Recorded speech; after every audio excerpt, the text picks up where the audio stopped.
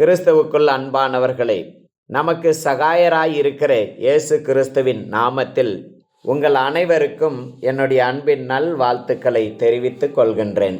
கிறிஸ்துவ வாழ்க்கையில் நம்முடைய வேரை அசைக்கும்படியாக சத்துரு பலவிதமான தந்திரமான காரியங்களை தொடர்ந்து செய்து கொண்டு வருகின்றான். அப்படிப்பட்ட காரியங்களில் இன்றைக்கு சத்துரு நம்முடைய வேரை அசைக்கும்படியாக உபயோகப்படுத்துகிற ஒரு காரியத்தை உங்களோடு பகிர்ந்து கொள்ளும்படியாக பிரயாசிக்கின்றேன். 1 தீமோத்தேயுவின் புஸ்தகம் 6வது அதிகாரத்தின் 6 முதல் 12 வசனங்கள் வரைக்கும். போதும் என்கின்ற மனதுடனே கூடிய தேவ பக்தியே மிகுந்த ஆதாயம். உலகத்திலே நாம் ஒன்றும் கொண்டு வந்ததும் இல்லை, இதிலிருந்து நாம் ஒன்றும் கொண்டு போவதும் இல்லை என்பது நிச்சயம். உண்ணவும் உடுக்கவும் நமக்கு உண்டாயிருந்தால் அது போதும் என்றிருக்க கடவோம். ஐஸ்வர்யவான்களாக விரும்புகிறவர்கள் சோதனையிலும் கண்ணியிலும் மனுஷரை கேட்டிலும் அழிவிலும் அமிழ்த்துகிற மதிகேடும் சேதமுமான பலவித இச்சைகளிலும் விழுகிறார்கள். பண ஆசை எல்லா தீமைக்கும் வேராய் இருக்கிறது.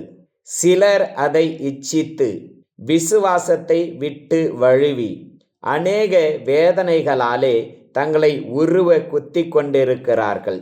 நீயோ தேவனுடைய மனுஷனே, இவைகளை விட்டு ஓடி நீதியையும் தேவ பக்தியையும் விசுவாசத்தையும் அன்பையும் பொறுமையையும் சாந்த குணத்தையும் அடையும்படி நாடு.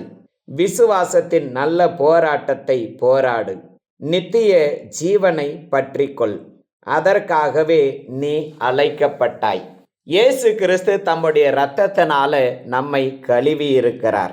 எதற்காக?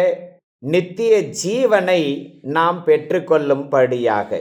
ஒவ்வொரு தேவ பிள்ளைகளும் ஒரு முக்கியமான சத்தியத்தை அறிந்து கொள்ள வேண்டும். நித்திய ஜீவனை பெற்றுக்கொள்ளவே கடவுள் நம்மை அழைத்திருக்கின்றார்.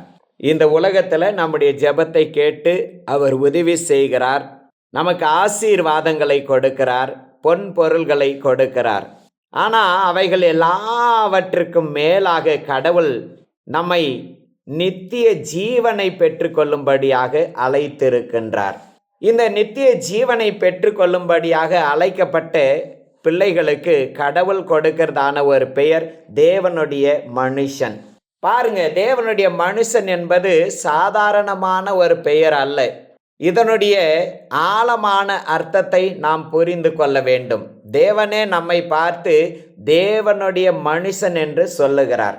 கடவுளுடைய பிள்ளைகளுக்குள்ளாக இருக்க வேண்டிய ஒரு முக்கியமான மனப்பக்குவம் போதும் என்கின்ற மனதுடனே கூடிய தேவ பக்தி.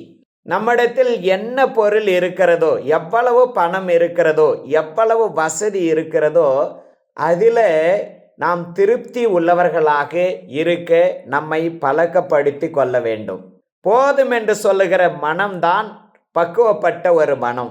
இந்த உலகத்தில் வரும்போது நாம் எதுவுமே எடுத்து கொண்டு வந்தது இல்லை. இந்த உலகத்தை விட்டு திரும்பி போகும்போதும் நாம் எதையும் கொண்டு போவதும் இல்லை. இந்த உலகத்தில் நாம் உயிரோடு இருக்கிற வரைக்கும் சாப்பிடுகிறதற்கும் நாம் அணிந்து கொள்ளுகிறதற்கும் கடவுள் நமக்கு என்ன காரியத்தை கொடுக்கிறாரோ அவைகளில் நாம் போதும் என்று சொல்லுகிற மனதோடு இருக்க வேண்டும். கடவுள் எதையெல்லாம் நமக்கு கொடுக்கவில்லையோ அவைகளையெல்லாம் பெற்று கொள்ளுகிறதற்கு நாம் பிரயாசப்படக்கூடாது. அப்படி பிரயாசப்படுகிறவர்கள் சோதனையிலும் கண்ணியிலும் மனுஷரை கேட்டிலும் அழிவிலும் அமர்த்துகிற மதிகேடும் சேதமுமான பலவிதமான இச்சைகளில் விழுந்து போகிறார்களாம். இந்த பண ஆசை என்பது எல்லா விதமான பாவத்திற்கும் கோணலான வழிகளுக்கும் தீமையாக இருக்கிறது, ஆணி வேராக இருக்கிறது. இந்த பண ஆசை நமக்குள்ளாக ஒரு இச்சையை கொண்டு வரும். தேவன் மேலே வைத்திருக்கிற அன்பிலிருந்து நம்மை பிரித்து எடுத்து இந்த அழிந்து போகிற பணத்தின் மேலே சத்துரு ஒரு இச்சையை நமக்குள்ளாக உண்டாக்கி விடுவான். பணத்தை சேர்க்க வேண்டும், பணத்தை சேர்க்க வேண்டும், அப்படி ஒரு எண்ணத்தை சாத்தான் நமக்குள்ளாக உருவாக்கி விடுவான். இப்படிப்பட்ட ஒரு இச்சையான காரியத்தை கடவுளுடைய பிள்ளைகளுக்குள்ளாக சத்துரு உருவாக்கி தேவன் மேலே இருக்கிற விசுவாசத்தை விட்டு அவர்களை வழுவி போக பண்ணுகிறான். ஆகவே அநேக பிள்ளைகள் இந்த பணம் என்று சொல்லக்கூடியதான இச்சையில விழுந்தபடியினால அநேக வேதனைகளுக்கு உட்பட்டு தங்களை அவர்கள் குத்தி கொண்டிருக்கிறார்களாம். இரவு வேளையில தூக்கம் வராது. பணத்தை சேர்ப்பதற்கு நாம் என்ன காரியங்களை எல்லாம் செய்ய வேண்டும் என்று அவர்கள் சிந்தித்து கொண்டே இருக்கிறார்கள். மக்களை ஏமாற்றுவதற்கு நாம் என்னென்ன வழிமுறைகளெல்லாம் பின்பற்றலாம் என்று சொல்லி அவர்கள் யோசித்து கொண்டே இருக்கிறார்களாம்.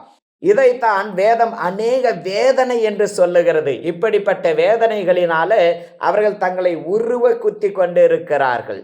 மக்களை பார்ப்பதற்கு பதிலாக பணத்தை பார்க்கிற காரியம், ஆத்துமாக்களை சம்பாதிக்கிறதற்கு பதிலாக பணத்தை சம்பாதிக்கிற காரியம் இன்றைக்கு கிறிஸ்தவ உலகத்தில் பெருகிவிட்டது. ஆண்டவர் சொல்லுகிறார், நீ தேவனுடைய மனிதன், தேவனை அறிந்திருக்கிற மனிதன், தேவன் மேல நம்பிக்கை வைத்திருக்கிற ஒரு மனுஷன். நீ இப்படிப்பட்ட பண ஆசைகளை விட்டு ஓட வேண்டும், தீமையான காரியங்களை விட்டு ஓட வேண்டும். அந்த பணத்தின் மேலே இச்சை வைக்கக்கூடாது. நீ நீதியையும் தேவ பக்தியையும் விசுவாசத்தையும் அன்பையும் பொறுமையையும் சாந்த குணத்தையும் பெற்றுக்கொள்ளும்படியாகத்தான் இந்த உலகத்தில் பிரயாசப்பட வேண்டும், பணத்தை சேர்க்கும்படியாக அல்லவே அல்ல. இந்த உலகத்தில் இருக்கிற வரைக்கும் விசுவாசத்திற்காக நல்ல போராட்டத்தை நாம் போராட வேண்டும். ஏனெனில் கடவுள் நம்மை இந்த அழிந்து போகிற பணத்தை பெற்றுக்கொள்ளுவதற்காக அல்ல, இந்த உலகத்தில் இருக்கதான அரண்மனையில் சுகபோகமாக வாழுகிறதற்காக அல்ல, நம்மை நித்திய ஜீவனை பெற்றுக்கொள்ளும்படியாக அழைத்திருக்கிறார்.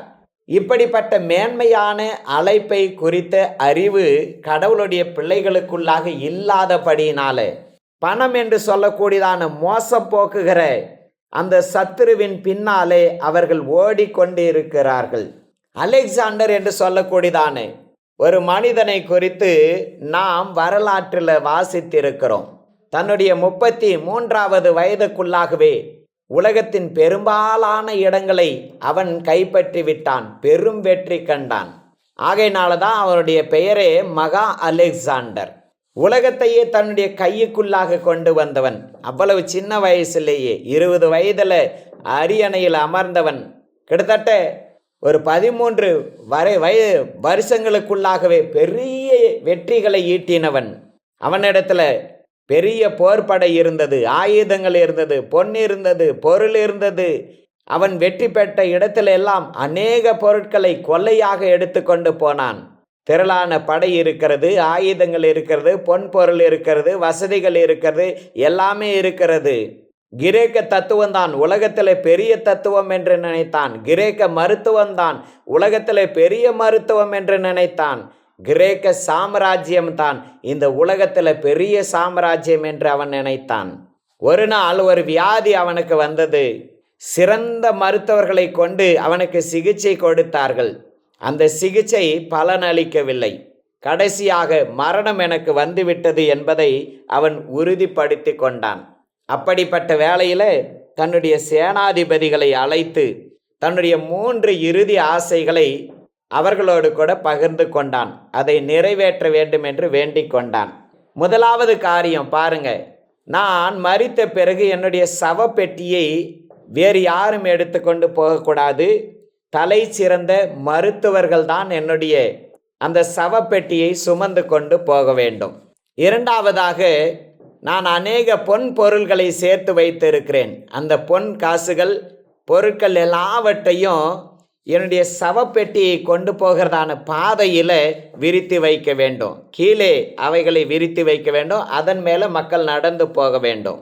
மூன்றாவதாக, என்னுடைய சவப்பெட்டியின் இரு பக்கத்திலும் துளையை போட்டு என்னுடைய கையை எல்லாரும் பார்க்கும் வண்ணமாக அந்த துளையிலே வெளியே வைக்க வேண்டும். ஒரு சேனாதிபதி கேட்டான், எதற்காக இந்த 3 காரியங்களை நாங்கள் நிறைவேற்ற வேண்டும்? உடனே அவன் சொன்னான், உலகத்திலேயே சிறந்த மருத்துவம் கிரேக்க மருத்துவம் என்று தான் நான் நினைத்திருந்தேன். ஆனால் அப்படிப்பட்ட மருத்துவம் ஒரு மனிதனுடைய உயிரை காப்பாற்றாது என்ற உண்மையை நான் தெரிந்து கொண்டேன். ஆகையினால தலை சிறந்த மருத்துவர்களும் ஒரு மனிதனை காப்பாற்ற முடியாது என்பதை உலகம் அறிந்து கொள்ள வேண்டும் என்பதற்காக அந்த மருத்துவர்கள் தான் என்னுடைய சவப்பெட்டியை சுமந்து கொண்டு போக வேண்டும். இரண்டாவதாக, இந்த உலகத்தில் பல இடங்களை நான் வென்றேன், அநேக நகரங்களை கட்டினேன், அநேக கப்பல்களை கட்டினேன், அநேக பொற்காசுகளை நான் சேர்த்து வைத்திருக்கிறேன், விலை உயர்ந்த எல்லா பொருட்களும் என்னிடத்தில் இருக்கிறது. ஆனால் அவையெல்லாம் என்னை காக்கவில்லை. ஆகவே அவைகள் எல்லாம் வீணானவைகள் என்பதை உலகம் அறிந்து கொள்ள வேண்டும் என்பதற்காக அவைகளை என்னுடைய சவப்பெட்டியை கொண்டு போகிற நிலப்பரப்பில் கிடைத்தி வையுங்கள் என்று சொன்னான். மனிதர்கள் அதன் மேலே நடந்து போகட்டும், மிதித்து கொண்டு போகட்டும் என்று சொன்னான்.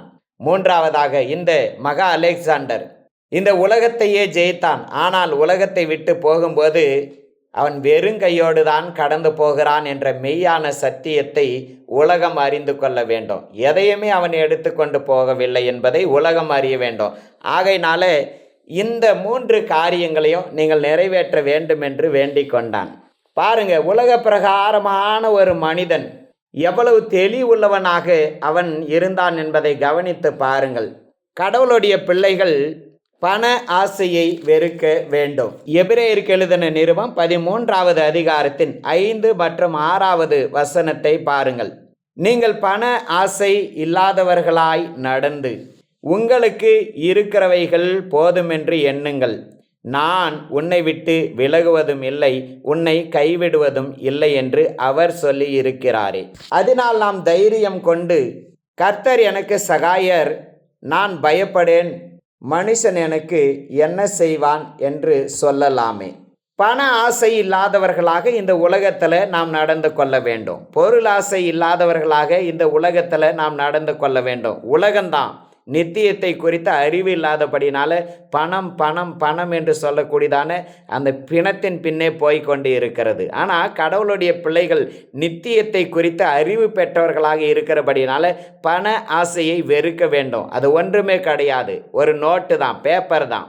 நம்மிடத்தில் என்ன இருக்கிறதோ அது போதும் என்று நினைக்க வேண்டும். ஒரு சைக்கிள் தான் இருக்கிறதா, அல்லது பழைய ஒரு மோட்டார் பைக்கிள் தான் இருக்கிறதா, அல்லது ஒரு பழைய 4 சக்கர வண்டி தான் இருக்கிறதா, அல்லது ஒரு சிறிய குடிசை தான் இருக்கிறதா, இல்லாவிட்டால் ஒரே ஒரு அறை, ஒரே ஒரு பெட்ரூம், ஒரே ஒரு பாத்ரூம், இப்படி சின்ன வீடு தான் இருக்கிறதா, இல்லாவிட்டால் மாதம் ரொம்ப குறைந்த பணம் தான் நமக்கு கிடைக்கிறதா, எதுவாக இருந்தாலும் சரி அதில் நாம் சந்தோஷமாக இருந்து அது போதும் என்று நாம் நினைக்க வேண்டும்.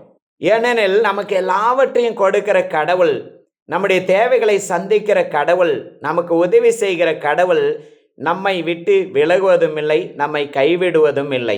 அவர் நம்மோடு கூட இருக்கிற வரையிலும் நாம் பயப்பட வேண்டிய அவசியமில்லை. நாம் தைரியமாக இருக்க வேண்டும். நம்முடைய விசுவாசத்தை சொல்லணும். கர்த்தர் எனக்கு சகாயர், அவர் என்னுடைய எல்லா தேவைகளையும் கொடுப்பார், நான் பயப்பட மாட்டேன் என்று நம்முடைய விசுவாசத்தை எல்லாருக்கு முன்பாகவும் நாம் அறிக்கையிடுகிற ஒரு பிள்ளைகளாக நாம் மாற வேண்டும். பாருங்க, ஆதி அப்போஸ்தலருடைய சபையை குறித்து பாருங்க, பெந்தேகோஸ்தே சபையை குறித்து பாருங்கள்.